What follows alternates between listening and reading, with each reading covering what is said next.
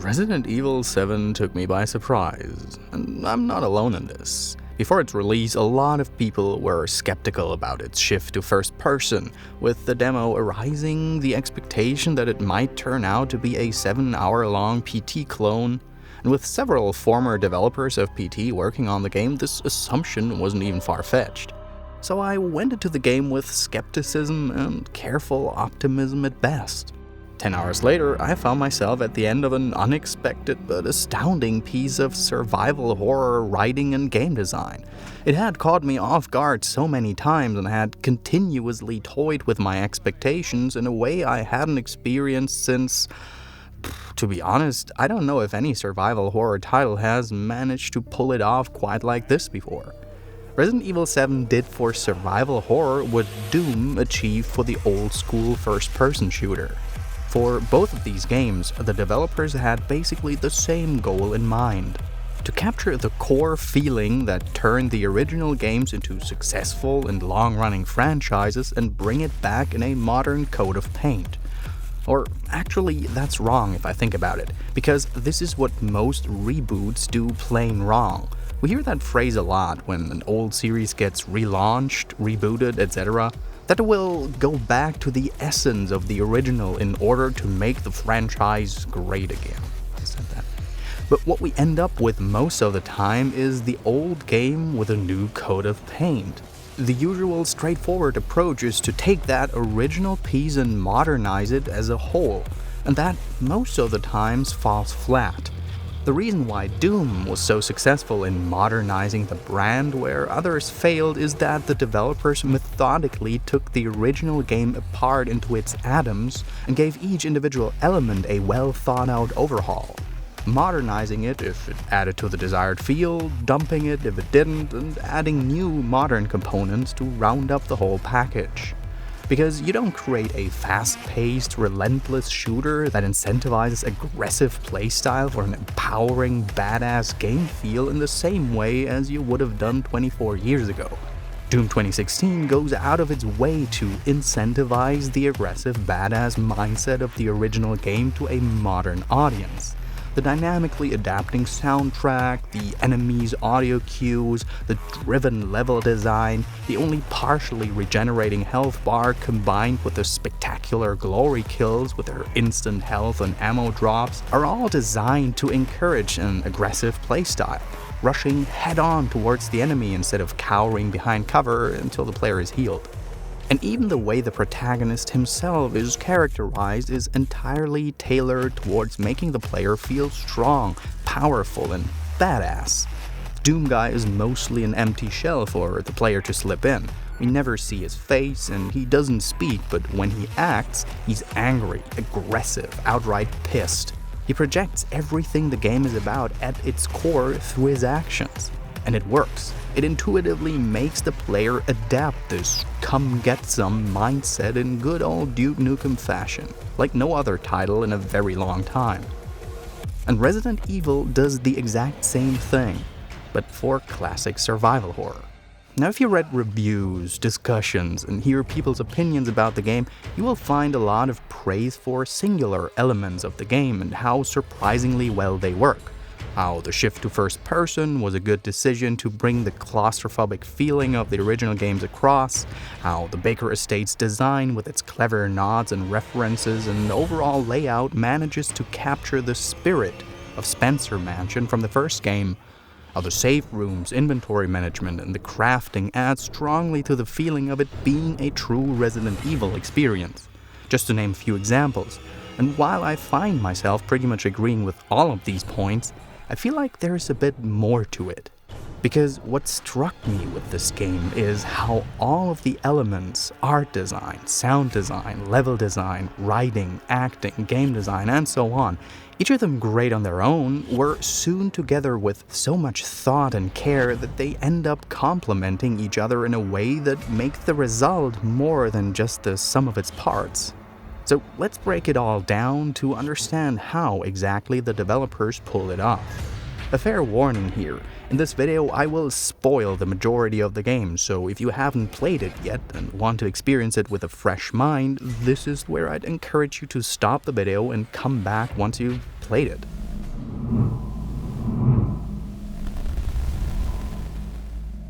Alright, still with me? Cool. So let's start where I envision the developers of Resident Evil 7 have started themselves, from scratch, by asking two fundamental questions.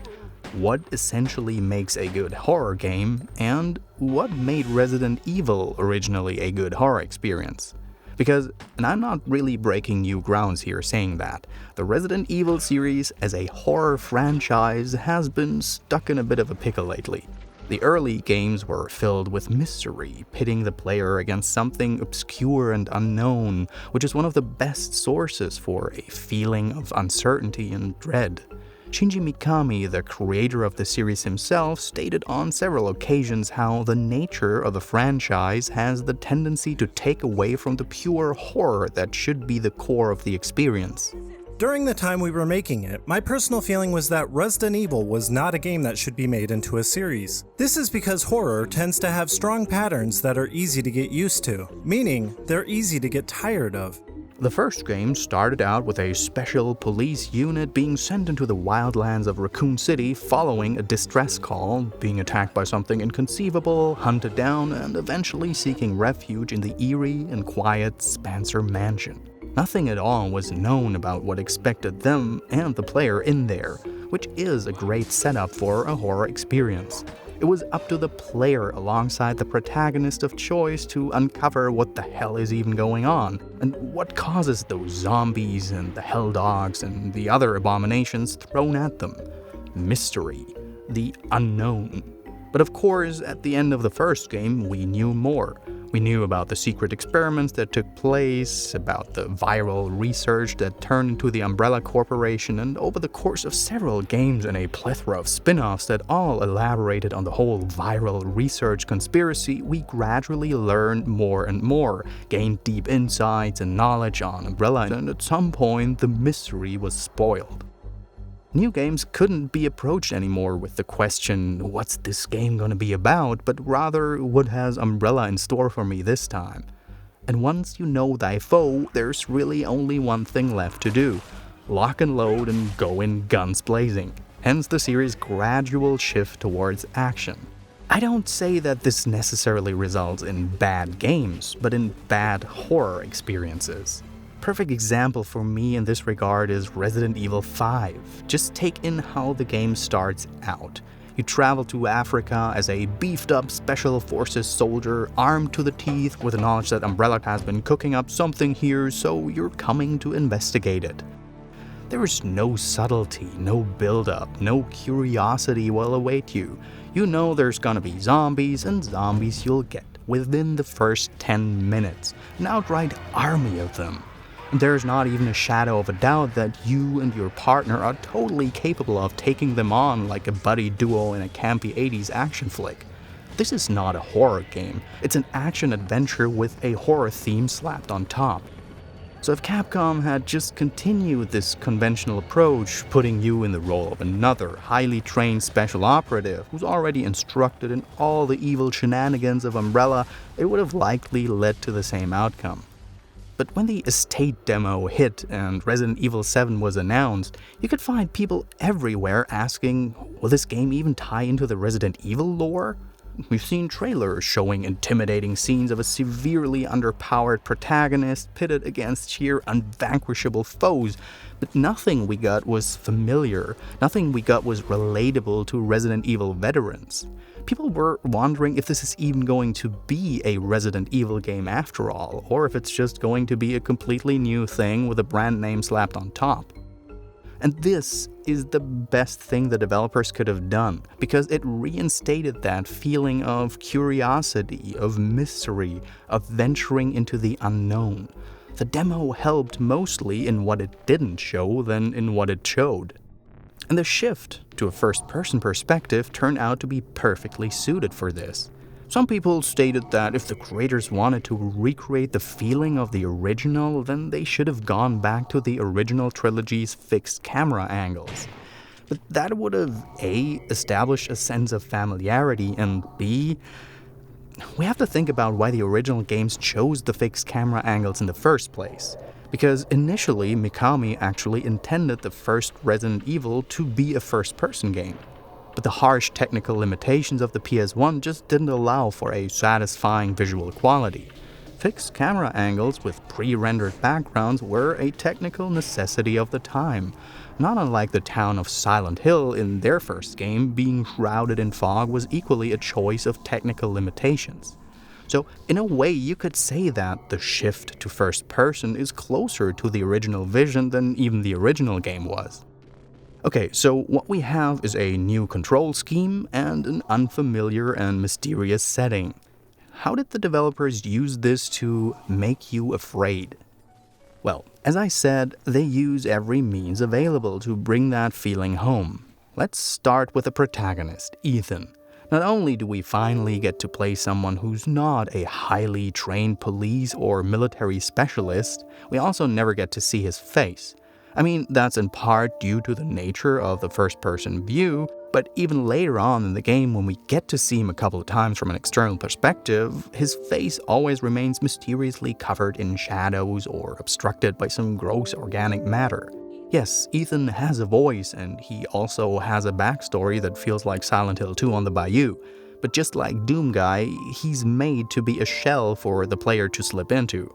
His backstory is restrained and easily relatable as opposed to the usual type of Resident Evil protagonist. And the things he says, the way he moves and reacts, they're written almost exclusively to reflect the player. How we are supposed to feel, what we are supposed to think in different parts of the game. When we approach the mansion and search it, it's careful curiosity, bewilderment. The things he utters convey unease and confusion. Basically, what we as the player feel when we approach the game for the first time without knowing anything. The level design and the movement mechanics further add to that feeling. Compared to most first-person games, it feels almost painfully slow. Every step is accentuated through a heavy head bob and realistic sway, and even running feels comparably slow. Objects in the environment feel heavy and haptic. Ethan touches walls and low ceilings to avoid bumping his head and so on. All of this adds to the feeling of narrowness and claustrophobia of the environment. Then we find Mia. She's locked in a prison cell and seems scared. Questions arise. She's been locked up in a cellar for 3 years. What's going on? Ethan tries to get answers, asks the questions lingering in our minds, but is met with silence and a frightened girlfriend. More uncertainty. And of course, we can't just escape. Mia eventually becomes possessed and we're forced to fight her, or rather prevent a raving lunatic from tearing us to pieces. It's intimidating and disturbing, and we find ourselves helpless against her feverish carnal rage. During this hectic and confusing brawl, we knock her out once and apparently even kill her with an axe blow to the throat, but it's all to no avail. She just keeps coming back, almost randomly switching between her real and her possessed persona until she even saws Ethan's hand off. Trying to escape, we eventually even got our hands on a pistol, and this should provide a certain sense of empowerment, but the game quickly takes every hopes of that away from us pretty quickly. We're off against Mia with a chainsaw. And the pistol turns out to be barely useful. We really need to plow through almost the entirety of our ammunition, which is actually quite a lot, to eventually, once again, defeat her and apparently kill her. But at that point, we don't trust the game anymore. We've seen her die before and learned that apparently, whatever we're gonna be up against, we can't kill it. Now think about what the game is telling us here. This was the girl that was locked up for 3 years, terrified of whoever held her captive. She just gave us hell and we were just barely able to survive against whatever hellish thing she was possessed with. If she's at the bottom of the food chain with this type of uncanny, superhuman invincibility powers, what on God's earth has held her captive and intimidated her all that time? Well, say hello to Jack.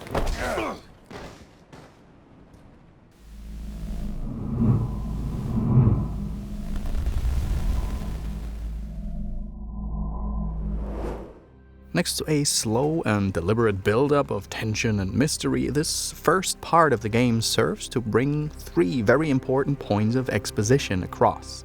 First, it makes it abundantly clear how ridiculously disempowered you are going to be in what's to come. As I said, you've been pitted against the victim of the Baker family, the person that was held hostage for years, and she alone was enough to get you to the brink of death. Father Jack's almost careless demeanor in how he effortlessly approaches you and knocks you out, it tells the player that what you've just witnessed in Mia was nothing compared to the rest of the family. Second, it shows that there's a distinct family hierarchy in place. The iconic dinner scene is not just gross and appalling, it's also an important part of the exposition. We learn that there are apparently 4 members of the Baker family: the grandmother, who appears to be in a vegetable state, Lucas, your typical underachieving son who's trying to impress his abusive father by fitting into his narrow-minded role of manliness, which ultimately turned him into a disturbed, sadistic sociopath. He's clearly the bottom feeder of the hierarchy, and if you weren't 100% sure at this point, yes, they really are invincible. Mother Marguerite is straight up psychotic and insane. She puts Lucas in place, but the scene also makes it clear that it's Jack who's in charge here. Jack, the loud and violent family patriarch, shouting at his wife and son, stomping on the floor, beating on the table, and brutally punishing his son for no real reason, all to assert his dominance. Yeah, make no mistake, Jack is the alpha male in the Baker pack. And third, in case you haven't noticed it yet, you've just become the new youngest son of this dysfunctional family. That's really Ethan's role for the next few hours. Figuratively, he takes on the role of the scared and frightened son of a violent and abusive family. And the game does a lot through its design to bring this kind of scare across. This is a far cry from the flavor of fear that the original Resident Evil games conveyed. The Romero-inspired flesh-eating zombie, the living corpse, was originally both a fear of society collapsing and a mirror held up to our own mortality. Until Zack Snyder fucked it all up, of course. This is a far more intimate and sadly more everyday form of fear in society, the dysfunctional family. And the game uses everything available to drive that point home in the first few hours.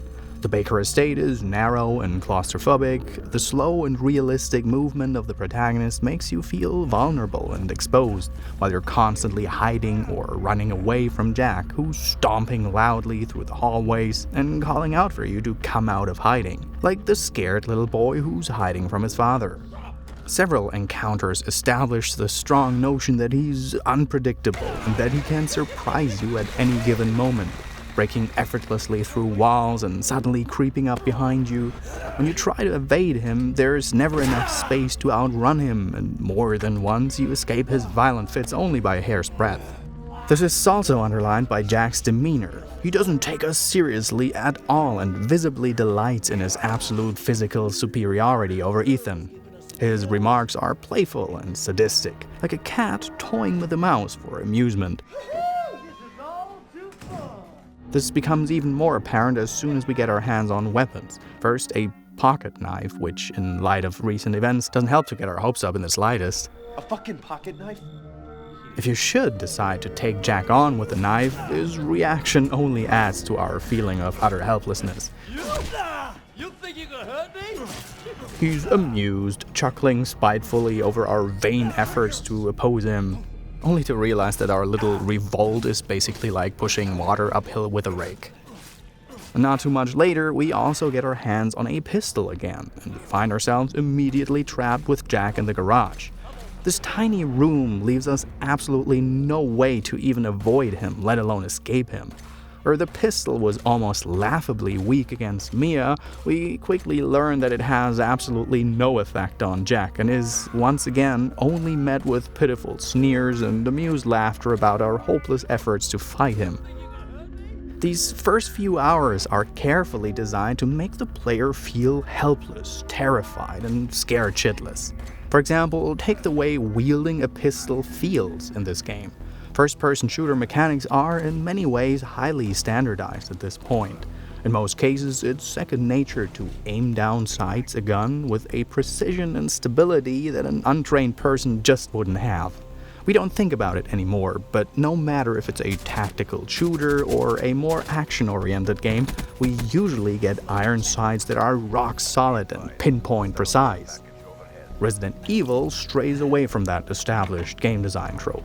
The weapon itself is rarely fully in focus, and pointing the gun takes a comparably long time compared with other modern shooters. Ethan doesn't aim down the sights, but just aims the gun slightly down range, and to add insult to injury, every single shot requires almost a second of recovery time from the recoil until we have the maximum precision again. Ethan is an untrained shooter as opposed to how it was in pretty much every Resident Evil game before, and that's exactly how it feels to control him. Combine that with the fact that ammunition and supplies in general are, even on the lower difficulty levels, extremely sparse. I bet that a large part of the players wasted a ton of ammunition on Jack and instantly regretted it.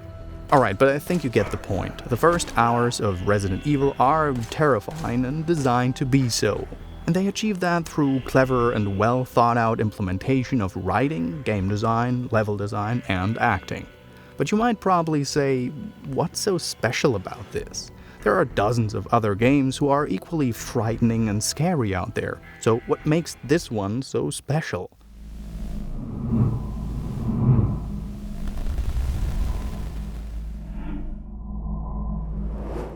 When you look at some of the greatest horror games, and also films of all time, you will find that aside from being mysterious, frightening, and terrifying at a surface level, their full potential is drawn from a strong sense of character progression. This can usually go in two ways. Lovecraftian horror stories generally see the protagonist spiraling further down into helplessness and gradual insanity, while the other, more traditional type of memorable horror story shows the character growing stronger and more resilient over time. After enduring impossible odds and hardship for the majority of the story, they eventually reach a point of transformation and find themselves at eye level with the foe, physically and especially mentally ready to take it on and finally end this nightmare. In many ways, the first hours of Resident Evil 7 reminded me of the disempowerment alien isolation made the player feel, facing a completely invincible foe who is both physically and mentally far superior. And even though I truly enjoyed that game, I think that it failed in an aspect that Resident Evil completely nailed, and that is character progression. See, Amanda Ripley does go through an inner transformation.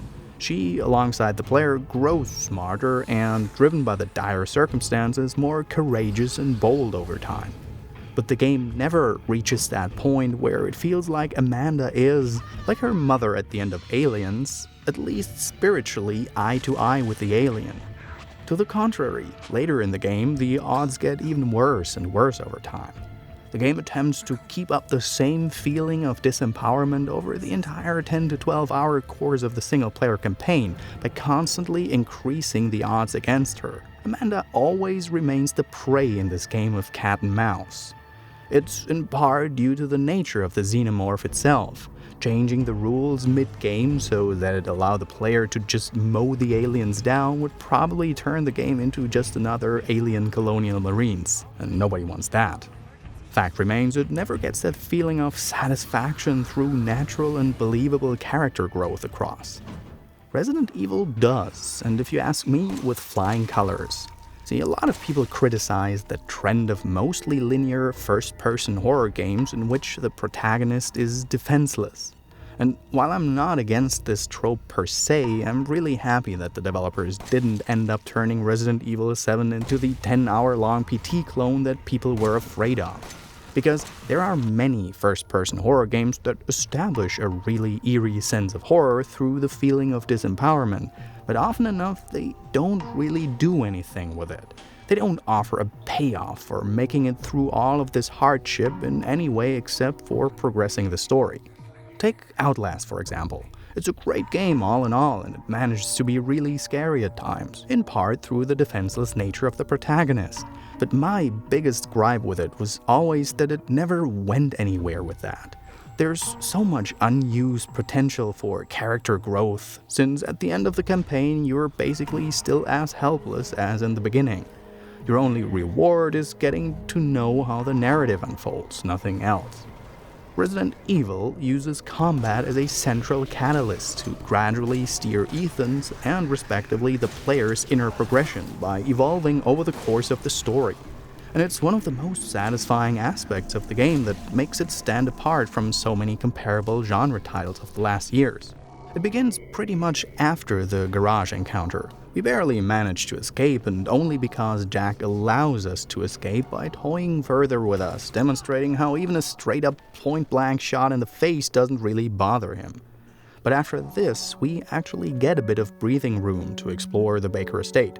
The game gives us more direct throwbacks to the first Resident Evil, the safe room with their soothing music, the statue holding the shotgun, and the dog head emblems that all establish a certain sense of familiarity for veterans.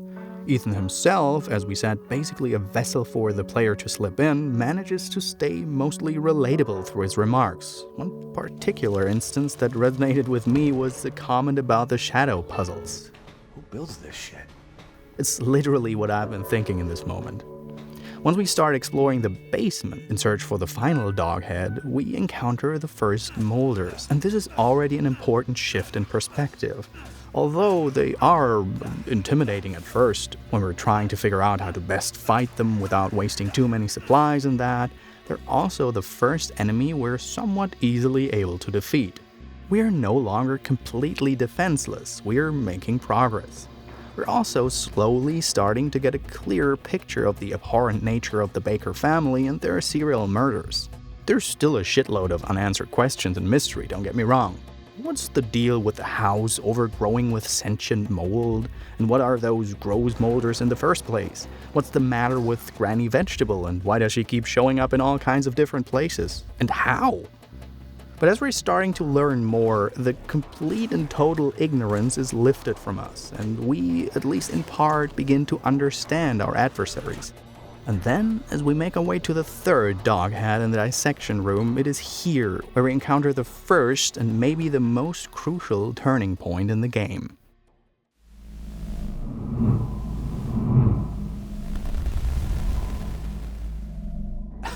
Angry Jack just won't leave us alone. He keeps popping up out of nowhere. This time kicks us into a pit where we're forced to engage in an outright cage match against him that feels like a marriage between Evil Dead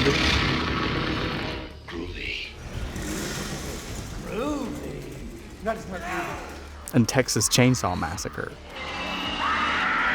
No means to escape, doors are jammed, and there's absolutely no way out, so we're really forced to fight him. But something has changed. Where every single attempt to injure him before was completely in vain, now, with enough visceral effort, we can actually stagger him and smash his face to pulp until he recovers only moments later. But eventually he'll be annoyed and grab a pair of giant motorized garden scissors, and we get our hands on a chainsaw. And with the help of our new toy, we actually manage to defeat him. After a brutal exchange of blows and what feels like an endless time sawing through his flesh and bones, Jack is reduced to nothing but bloody pulp and 2 legs.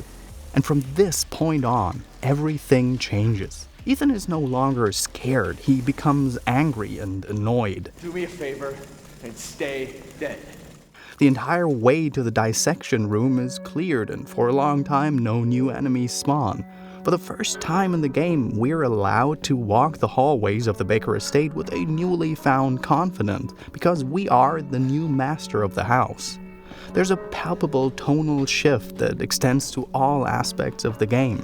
We no longer tiptoe through the mansion, but we're relatively free to traverse at our own leisure, which allows us to explore more and easily get our hands on more supplies and even the shotgun, if we haven't reached that one before.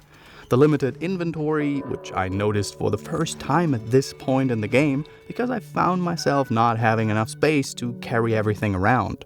At first felt like an annoying hindrance, but after thinking about it for just a moment, I realized that my problems have just become so much more trivial than before. Before, I was worried every step of the way that a sociopathic lunatic would chop me in half any moment. Now, I'm complaining about not having large enough pockets. It adds to the feeling of confidence, naturally leading you to become more familiar with the storage system and the crafting mechanics, which in turn leads to even more ample supplies. Even when we leave the house, we're left alone and we're finally allowed a taste of freedom of movement. It's oddly empowering. All the apparently useless coins we collected give us access to stability boosters in the trailer, which is symbolic for Ethan becoming more savvy with handling weapons. Now, think about what I said earlier, that when we were first introduced to the Baker family at the dinner table, that it served as a very clear exposition of the family hierarchy. Now, aside from Mia, the prisoner, Lucas is the lowest in the order and Jack is undoubtedly the family's patriarch and alpha character. It would be pretty common to assume that a game, in order to establish a gradual difficulty curve, pits you against the weakest member of the family first and makes Jack the final boss, right? If you think about it, that's really how most titles would approach it, gradually raising the stakes and leave the toughest foe for the finale. Resident Evil, though, decided to flip this typical order on its head, and it did it on purpose. Because when Zoe sends us into the old house, a lot has changed since the utterly helpless first phase of the game. Mentally, we have survived several deadly encounters with the strongest entity in the game so far. We have defeated the invincible serial murderer who effortlessly puts everyone else in place. We also have a head start in intelligence provided by the VHS tape we find in the main house. Through that, we're already familiar with the layout of the old house and also Marguerite's movement patterns. We're prepared. We're also well armed and equipped. Plus, Zoe gave us an objective that arises hope. We're out to create a serum that promises to save Mia. Everything has changed, so we can head towards the old house with infinitely more confidence than before. Marguerite and the level and monster design of the old house underline that. She doesn't pursue us nearly as aggressively as Jack did before, but instead plagues us with swarms of insects. That's still creepy to a certain degree, but it taps more into the feeling of the abject than the pure existential dread that Jack emitted. If you don't suffer from a severe case of entomophobia, those insect swarms will most likely feel more annoying than outright terrifying.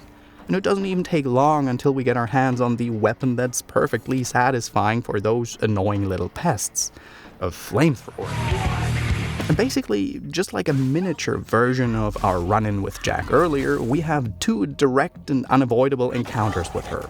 In the first one, though, we're completely left without any option, trapped at the bottom of a pit with Marguerite looking down on us. Our only choice is to give her lead. And it works, confirming the notion we learned from Jack earlier, that our weapons are not futile against the Bakers.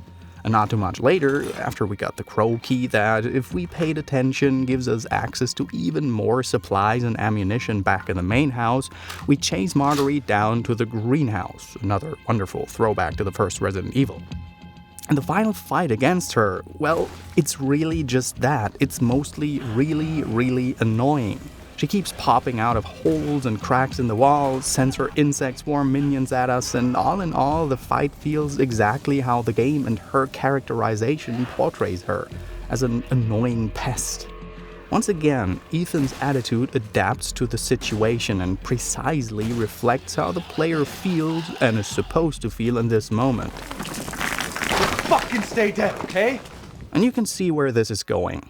Ethan is battle-hardened, and his attitude transcends to the player. We have defeated two of the Baker family, leaving only Lucas, the one who was clearly introduced as the bottom feeder. He does play a different game, though. Maybe because of his deeply disturbed sadistic nature, maybe because he's afraid and starts respecting us, Lucas never takes us head-on. He leads us through his obviously Saw-inspired torture porn maze, but before we reach the puzzle though, he sends a couple of adversaries against us, but we already know them by now. It's just the molars all over again. One of the few common criticisms that Resident Evil 7 receives is the lacking variety in grunt enemies. Basically, there are really only three: the walking molder, the crouching molder, and the bloated. And while I can see and also agree with that point, if you approach it from a different angle, one might also argue that the low variety of enemies the game throws at you continuously drills you in fighting them. This is basically the fourth segment of the game where you're pitted against them, but it feels significantly different. By now, you know their attacks, movement patterns, their most common hiding spots. It's not much of a challenge anymore, and it further adds to the buildup of confidence. Lucas really doesn't feel intimidating at all anymore. Even the fat bloater doesn't turn out to be much of a challenge, since we're well armed and left enough space to easily outmaneuver it and its gross secretions. The actual riddle room, where we have to put the burning candle on the cake, feels almost triumphant because we approach it once again with a head start in intelligence through the VHS tape we found before. Typing the password loser into the padlock almost feels like an inversion, like we're addressing Lucas now directly. Ha, who's the loser now, you know? And it speaks volumes that once we break out of the entrapment, Lucas reacts appalled and decides to simply give up and flee the scene. We never fight Lucas, he's just gone. And Ethan's newly found mental and physical superiority is probably best reflected in the following final fight against the abhorrent mutation of Jack.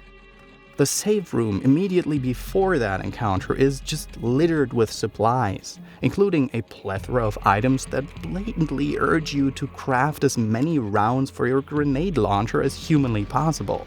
And that makes the fight itself, which is technically upping the ante a lot because Jack is huge, it feels more like a Dead Space boss, even coming with the conveniently glowing hotspots to shoot, in this case a bunch of gross Popeye scattered all over his face, body, and limbs. With all the shit you've been through and the vast array of weapons and ammunition in your possession, this is completely different from your first encounter with abusive Jack in the claustrophobic hallways. With stuff exploding everywhere, the game has gradually turned from the classic Resident Evil sense of survival horror to the more modern, high-octane, explosive iterations of the series. But it has done so in an organic way. It feels like you've earned to be the badass instead of being thrown right into it, armed to the teeth and controlling a highly trained super soldier from the get-go. And that's perfectly summarized by Ethan's comment right after you defeat Jack. Now, I've seen everything.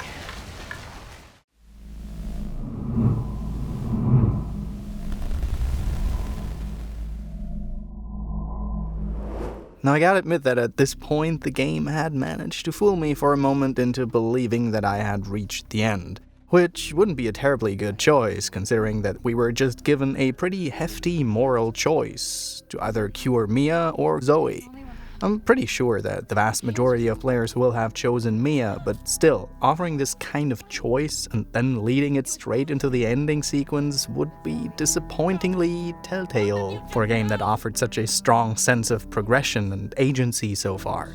But I wouldn't have been surprised, to be honest. Horror stories, no matter if film or games, especially modern ones, they have this tendency to, probably far more than most other genres even, resort to dead-beaten genre cliches. And that's exactly what the game teased here. The final boss was beaten, Mia was rescued, and the newly emerged hero is taking her out of the damn swamps of the bayou. Now it'd be time for the horrible cliffhanger in the midst of which the credit sequence starts rolling, right? So everything deliberately builds up towards this cliché shocker moment at the end. I'm fairly certain that I wasn't the only person who expected that. But boy, was I wrong. I gotta admit that had I been a bit more observant, I might have anticipated that it couldn't be the end, because there were just so many things left blatantly unanswered. We still know absolutely nothing about the Molders, and the origins of the Baker family's madness and invincibility, and did anyone else forget Grandma Vegetable? Right in the moment where I literally expected the credits to roll, the screen even turned dark for 1 or 2 seconds longer than necessary. It's almost as if the game purposefully parodies and criticizes the very genre it's set in by saying, yeah, I know you've been through a lot of dead-beaten horses at this point, but guess what? This is... Resident Evil.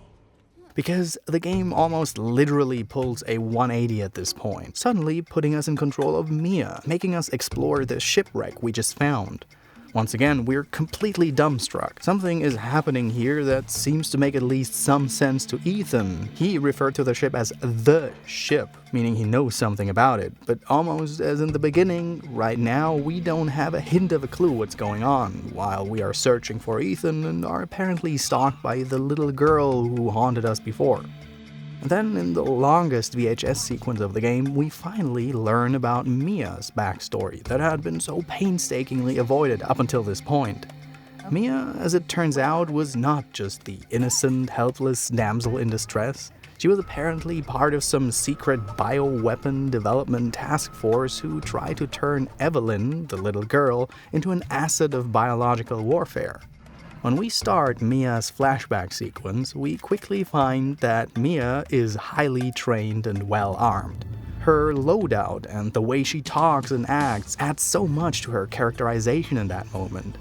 A Russian submarine gun? Why Russian? Why is all the armament on the ship Russian? Plus a full supply of ammunition. This is not someone who was coerced into a fight. This is a person who's prepared. The way she wields the gun, although still in line with the game's style of first-person combat, has subtly changed. Her aim-down sights time is significantly faster than Ethan's before, and she generally feels adept with her equipment. For example, in the way she uses remotely detonated bombs like it's the most common thing in the world, and she communicates through the intercom with military precision. Once again, the language the protagonist uses strongly influences the attitude with which the player approaches the situation. Now, I spent what feels like a bazillion hours in this video explaining how the game handles Ethan's gradual progression from scared and helpless prey towards a battle-hardened fighter, but what the game does here is genius in so many ways. Firstly, it gives the longtime fans of the series finally that feeling of being in a traditional Resident Evil game. With big weapon cooperation conspiracies and illegal virus development and all that kind of stuff, Evelyn's tragic story feels in many ways like an alternate version of Lisa Trevor's story from the Resident Evil GameCube remake, which is still one of my favorite parts of the entire Resident Evil lore, to be honest.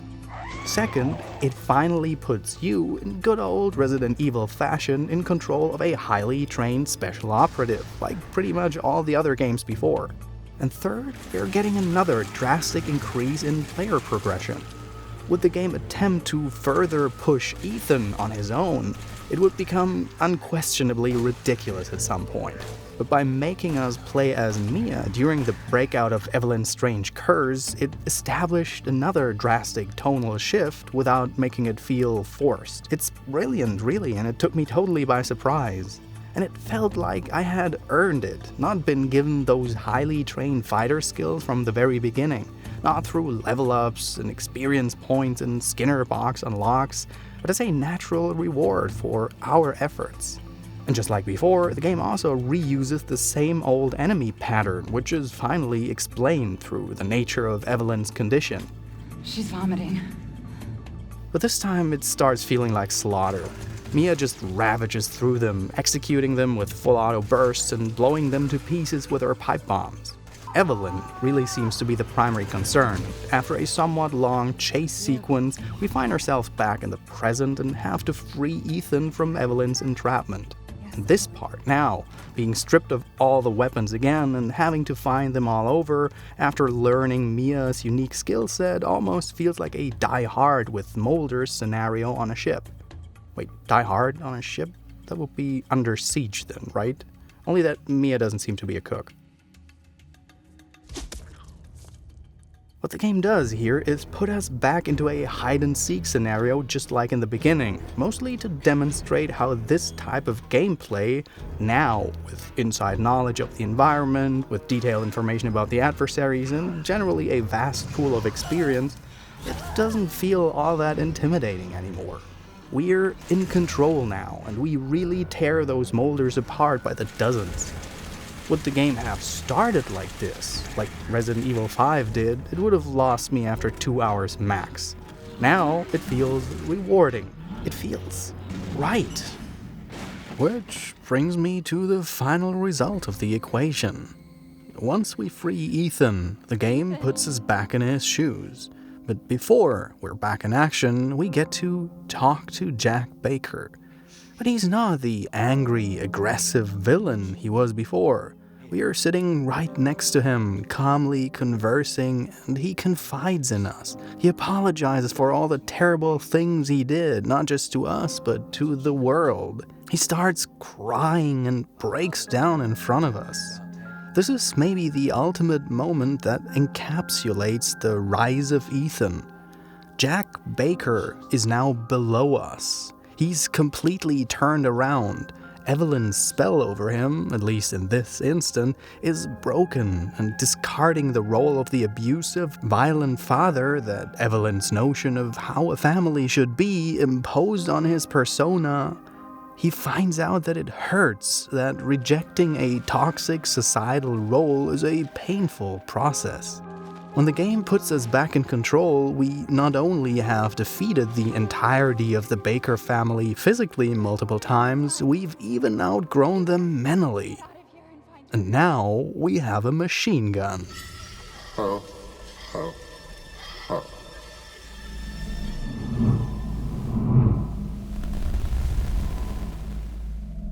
Because Ethan's and Mia's inventory get merged, and symbolically so does their skill set. The Ethan that comes out of Evelyn's imprisonment is the ultimate fighting machine, armed to the teeth, mentally and physically capable and angry, ready to finally end this. That's why before the showdown, the final passage, the salt mines, albeit not really relevant to the story, they're like a playground to demonstrate our progress. We ravage through hordes of molders and they can't get to us anymore. We use Lucas's laughable booby traps against them, shoot them, mangle them, and approach them with peak confidence.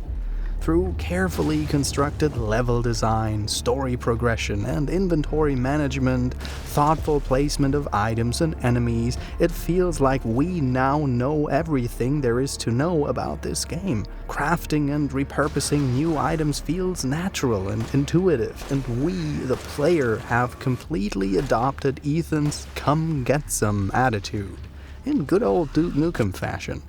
When we gear up for the final encounter, we are at the end of a journey in which the game has turned us from this. I'm scared to close my eyes. I'm scared to open them. Into this.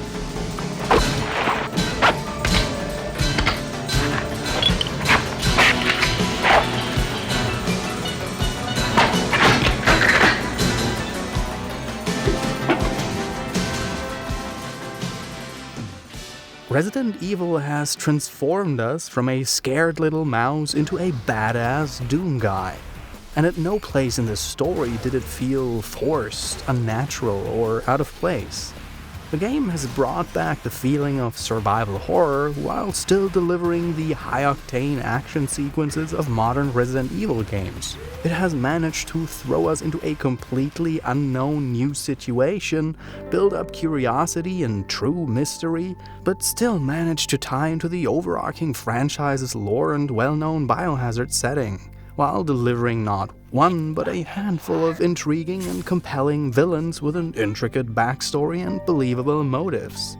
And even Chris showing up at the end sequence isn't a ridiculously buff beefcake anymore. That's something, isn't it? Seriously, if you ask me, this game is the best thing that could have happened to the Resident Evil series in I don't know how long. My spark for it is vigorously rekindled, and I can't wait to see where they're going with this. Third trilogy, maybe?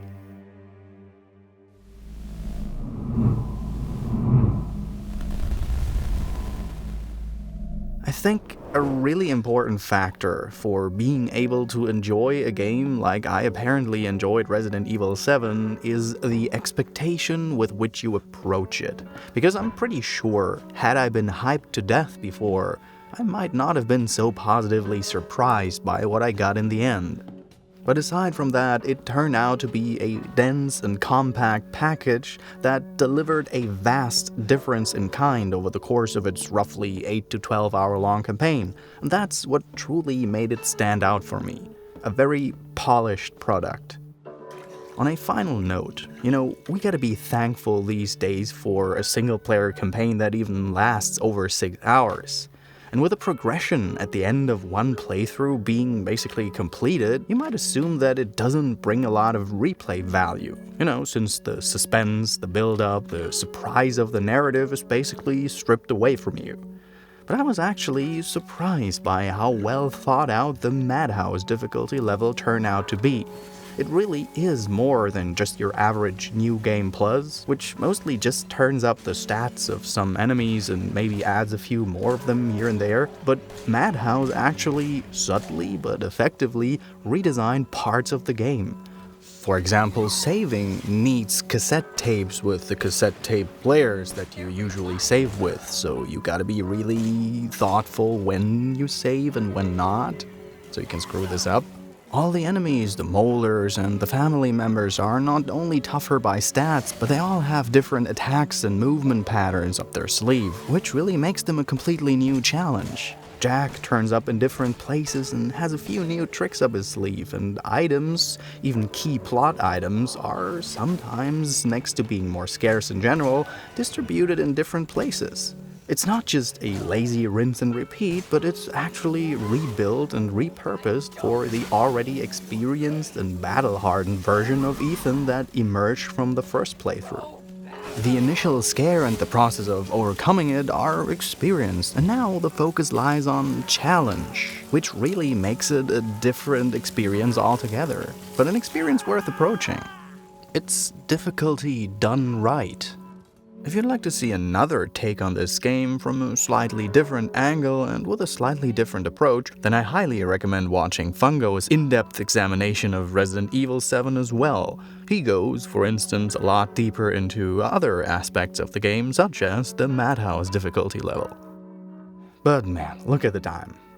Guys, thank you for listening to me ramble for almost an hour about Resident Evil 7. I think you might have gotten the idea by now that I really liked it. But what about you? Did you enjoy the game as well? Did you not? Let me know your thoughts about it in the comment section.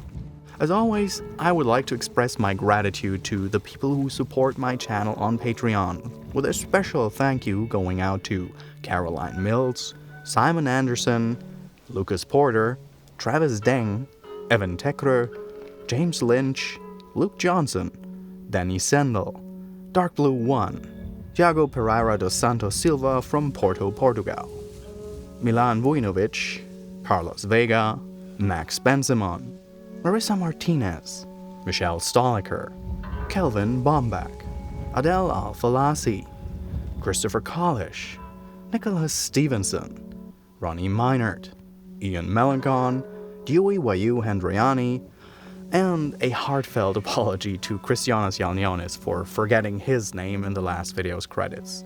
Sorry. So, thank you all for watching. My name is Ragnar, and I'll see you next time on RagnarRox.